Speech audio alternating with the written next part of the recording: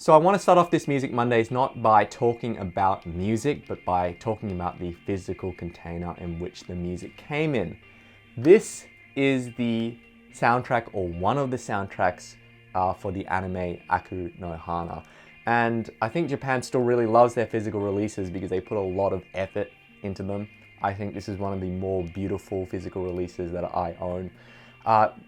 Just from the artwork itself, on the front cover to the way the disc looks, the booklet, and then the insert artwork is just fantastic. You may have seen this album in the background of some of my videos. This is just, I am so glad I ordered this from Japan because it is the sort of thing that I'm proud to own.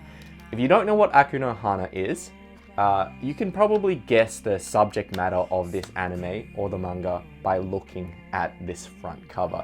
It's this creepy story about these high school students and this escalating series of demented activities that they get up to. And the broader theme of the series, Aku no Hana, or Flowers of Evil, is about the question of inherent evil, about the conditions under which people do evil things, and whether anyone, even the sweetest person, can end up doing things that are perverse or wrong. And it's pretty disturbed or intense subject matter. It's one of my favorite animes, but I acknowledge that it's not for everyone, and I think a lot of people were put off from the anime itself because the anime used a really distinctive rotoscoped art style that I think would have distracted a lot of people.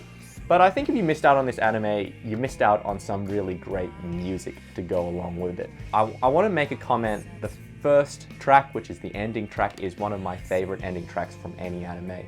It's this sort of intense, it's this track that is, it's basically, I can just describe the components to you. It's nightmarish, childlike, but also detuned vocals set to this churning, plodding cello kind of progression. And it is so intensely cryptic and distinctive. And every single episode of the anime, basically, the ending track would start playing and it would always be on the end of, the whole series was just emotionally intense. So by the time you got to the ending track and you heard it, you felt like the energy was being drained from your body. And then the last track, the bonus track, it's a big, long prog rock track, and it's, got this kind of angsty, soothing feel to it, and I do recommend sticking around, getting past the karaoke versions to have a listen to that last track. So that's my album for the week. So the album from the album club on the Discord this week is Cigarettes After Sex, and that's by Cigarettes After Sex, and it's alternative indie kind of pop. And it's funny because last week I recommended Antisocialites by Always, and this is in a similar vein, but this is a bit more mature and smoky and husky. And it's funny, when I say the music is more smoky, I'm not making a joke about cigarettes, haha.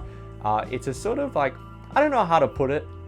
When I say something is smoky, it's a almost sort of synesthetic kind of term. Like when someone says a shirt is loud. When I say music is more smoky, there's something about it that just feels more like it's hazy, dim the lights down, more mature, more adult. Don't really know how to put it, but those are the images it puts in my mind. So have a listen. I quite like this album, not as much as I liked the Always tracks, but it is definitely worth listening to if you're a fan of indie kind of pop. And as always, let me know what you think in the comments, and I'll see you next week. Bye!